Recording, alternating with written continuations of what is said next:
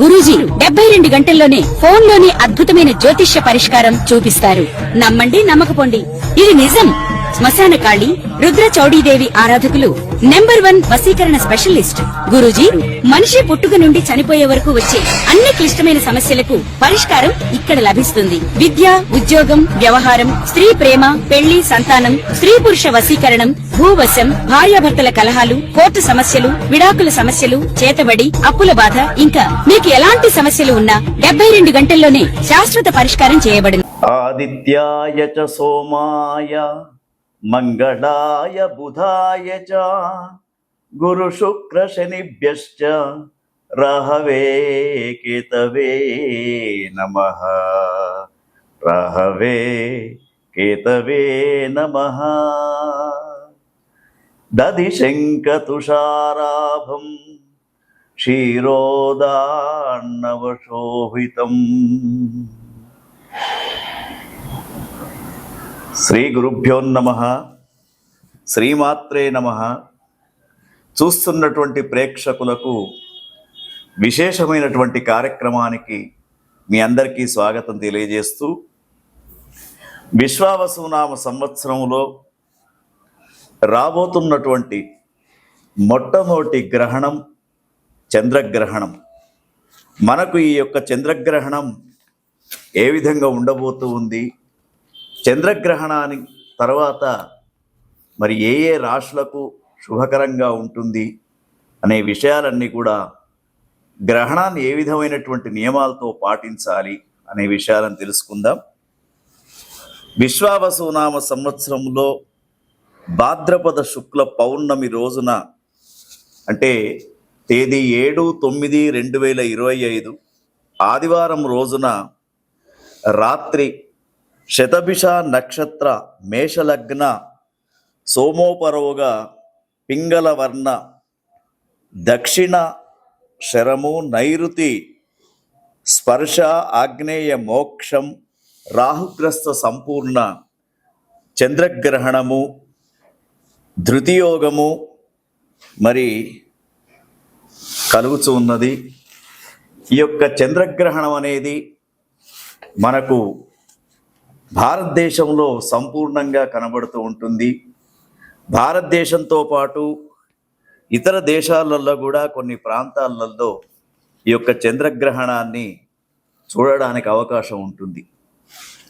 అయితే గ్రహాలలో అన్నిటికంటే షోడశ కళానిధి అయినటువంటి చంద్రగ్రహణము, భారతదేశంలో ఈ సంవత్సరం 2 గ్రహణాలు మనకు కనిపించే గ్రహణాలలో మొదటి గ్రహణం అయినటువంటి ఈ యొక్క భాద్రపద శుక్ల పౌర్ణమి రోజున కనిపించే గ్రహణాన్ని ఏ విధంగా పాటించాలి, దాని యొక్క నియమాల గురించి తెలుసుకుందాం. మరి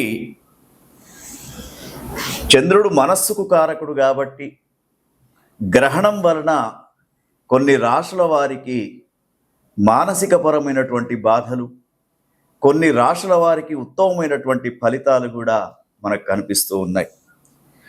ఈ యొక్క గ్రహణం రాత్రి నైరుతి స్పర్శ 9:57 ప్రారంభం కాబోతూ ఉంది. మరి దీని యొక్క నిమీలన కాలము రాత్రి 10:57 దాకా, మధ్యకాలము రాత్రి 11:45 దాకా, తర్వాత ఉన్మీలన కాలము రాత్రి 12:22 దాకా, ఆగ్నేయ మోక్షకాలం అనేది రాత్రి 1:24, మరి ఆద్యంత పుణ్యకాలం అనేది ఉదయాత్పూర్వం 3:29 వరకు ఈ యొక్క గ్రహణం అనేది మన భారతదేశంలో సంభవించబోతూ ఉంది. అయితే ఈ గ్రహణం గురించి మన ప్రేక్షకులకు ముందుగానే తెలపడానికి ఈ కార్యక్రమాన్ని మీ ముందు ఉంచుతూ ఉన్నాం.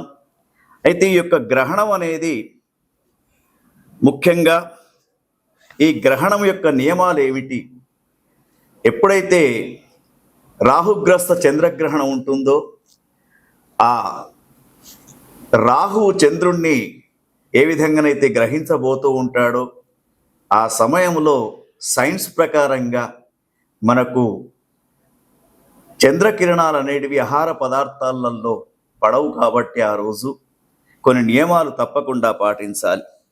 ముఖ్యంగా మధ్యాహ్నం భోజన సమయం 1 గంట లోపుగా భోజన సమయాన్ని ముగించుకోవాలి. తర్వాత రాత్రి భోజనం అనేది ఒక వృద్ధులకు చిన్నపిల్లలకు మాత్రమే సాయంకాలం 7:40 దాకా అవకాశం ఉంది. మిగతా వాళ్ళందరూ కూడా రాత్రి భోజనం చేయకుండా ఉండడమే శుభసూచకంగా చెప్పబడుతూ ఉంది. అయితే ఈ భోజనం చేయకుండా ఉండడం అనేది మూఢనమ్మకం అనుకోవద్దు. మనకు ప్రత్యక్ష దైవాలైనటువంటి సూర్యచంద్ర గ్రహణాలు వచ్చినప్పుడు జీర్ణక్రియలో కొంత మార్పు వస్తూ ఉంటుంది కాబట్టి అనవసరమైనటువంటి అనారోగ్యానికి గురి కాకూడదని చెప్పేసి మన పూర్వీకులు ఈ యొక్క భోజన వ్యవస్థను ఈ విధంగా పెట్టడం జరిగింది. తర్వాత ఈ గ్రహణం అనేది ముఖ్యంగా గ్రహణం రోజున మనందరికి కూడా తెలుసున్నటువంటి విషయము, సాయంత్రం దేవాలయాలన్నీ కూడా మూసి ఉంటాయి. గర్భవతులు, చిన్నపిల్లలు, రోగులు, వృద్ధులు వారికి మాత్రం రాత్రి 7 గంటల దాకా స్వల్పాహారం తినడానికి అవకాశం ఉంది. వేదకాలంలో భోజనము, నిద్రపోవడము, తర్వాత మైథున్యము ఇవన్నీ కూడా నిషిద్ధం అని చెప్పేసి మన పూర్వీకులు చెప్పడం జరుగుతూ ఉంది. అయితే ఈ యొక్క గ్రహణ సమయంలో మరి ఎవరికైతే ఒక 4 రాశుల వారికి ఉత్తమ ఫలితం, 4 రాశుల వారికి మధ్యమ ఫలితం, 4 రాశుల వారికి అధమ ఫలితం అనేది చెప్పబడుతూ ఉంది పంచాంగ శాస్త్రంలో. మరి యొక్క 4 రాశులలో ఉన్నటువంటి వారందరికీ కూడా ఒక సూచన ఏమిటంటే, అధమ ఫలితాలు ఉన్నటువంటి వారు తప్పకుండా గ్రహణ మోక్షకాలం తరువాత వారంతా కూడా వీలైనంత వరకు నదీ స్నానం చేయడం శ్రేయస్కరంగా చెప్పబడుతూ ఉంది. అదేవిధంగా ఈ గ్రహణము ఏ నక్షత్రాలు ఏ రాశులపైన సంభవిస్తూ ఉన్నాయో వాళ్ళు తెల్లవారి లయకారుడైనటువంటి శివునికి అభిషేకం చేసుకోవడం, తర్వాత ముఖ్యంగా దానితో పాటు ఇంకా కొన్ని చంద్రగ్రహణం అనేది మరి మానసికపరమైనటువంటి ఒత్తిడులకు గురి చేస్తూ ఉంటుంది కాబట్టి వారంతా కూడా గ్రహణ ప్రారంభ సమయంలో స్నానం చేయాలి. తర్వాత గ్రహణ అయిపోయిన తర్వాత గ్రహణం ప్రారంభం నుండి మోక్షకాలం దాకా జపాలను చేసుకోవాలి. మోక్షకాలం అయిపోయిన తర్వాత తప్పకుండా నదీ స్నానం చేయడము, తర్వాత దానికి సంబంధించినటువంటి గ్రహణానికి సంబంధించినటువంటి సంకల్పాన్ని వేద పండితుల చేత నదీ ప్రాంతంలో చేయించుకోవడం, దానితో పాటు వీలైనంత వరకు మరి దాన ప్రక్రియ కూడా చెయ్యాలి. ఆ దాన ప్రక్రియ చేసేటప్పుడు చక్కగా మరి మనకు ఈ రాహుగ్రస్త చంద్రగ్రహణానికి ఇదం సౌవర్ణం రాహుబింబం నాగం సౌవర్ణం రవిబింబం రాజతం చంద్రబింబం వాఘ్య ఘృతపూర్ణ కాంసపత్ర సహితం అని చెప్పేసి ఒక నేతితో నిండినటువంటి రాగి పాత్ర, అదేవిధంగా ఇంకా కొన్ని చెప్పడం జరుగుతుంది.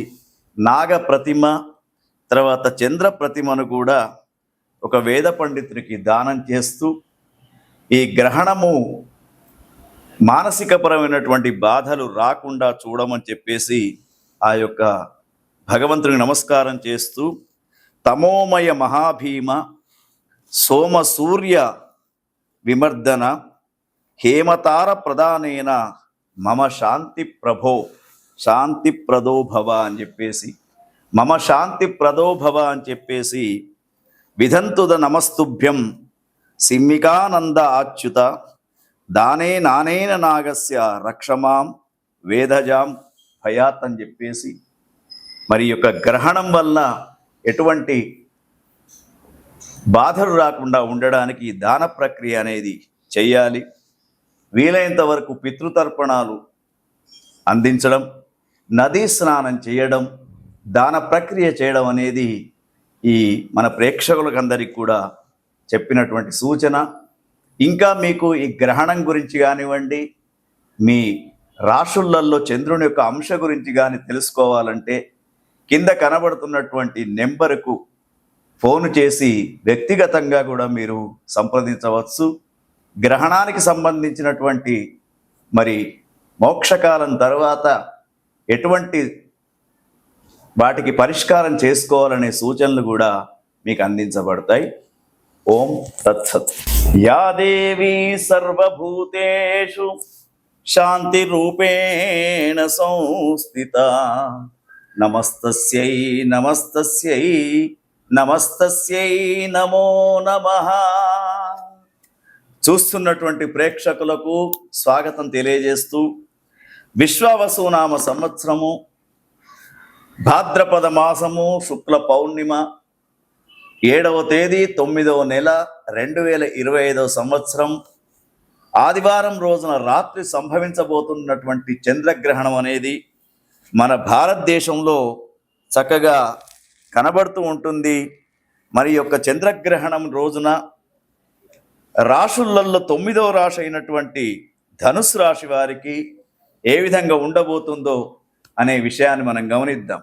ముఖ్యంగా విశ్వావసునామ సంవత్సరంలో ధనుస్సు రాశి వారికి గురువు చాలా చక్కని స్థితిలో 7వ స్థానంలో, శని మాత్రం అర్ధాష్టమ శనితో, తర్వాత రాహు 3వ స్థానంలో, కేతువు 9వ స్థానంలో ప్రస్తుతం విశ్వావసునామ సంవత్సరంలో గ్రహ సంచారం జరుగుతూ ఉంది. అయితే వీరికి ఏ రోజైతే చంద్రగ్రహణం సంభవించబోతూ ఉందో ఆ రోజున వీరికి చంద్ర భగవానుడు 3వ స్థానంలో ఉండడం విశేషంగా చెప్పుకోవచ్చు.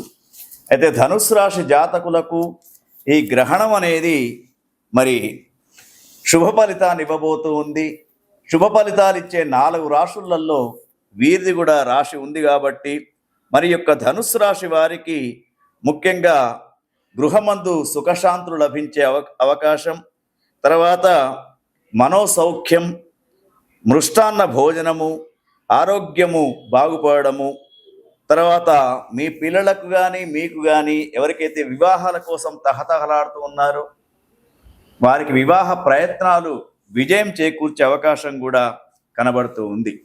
ఎప్పుడైతే చంద్రుడు 3వ స్థానం ఉన్నప్పుడు గ్రహణం సంభవిస్తూ ఉంటుందో వారికి ముఖ్యంగా స్త్రీలకు సంబంధించినటువంటి విషయాలు చూస్తున్నప్పుడు వారికి అనుకున్నటువంటి ఆభరణాలు లభించడం, తర్వాత శుభకార్యాలు చేసుకోవడం, తర్వాత విజయాలు సాధించడం అనేది ఈ గ్రహణ సందర్భంగా మనం చెప్పుకోవచ్చు. అయితే ధనుసు రాశి వారికి అర్ధాష్టమ శని ప్రభావం ఉంటుంది కాబట్టి మీరు కూడా లయకాడైనటువంటి శివునికి ఆ రోజున తప్పకుండా అభిషేకాది కార్యక్రమాలు చేయించుకోండి. చక్కని ఫలితం అనేది మీకు వస్తూ ఉంటుంది. ఓం తత్సత్.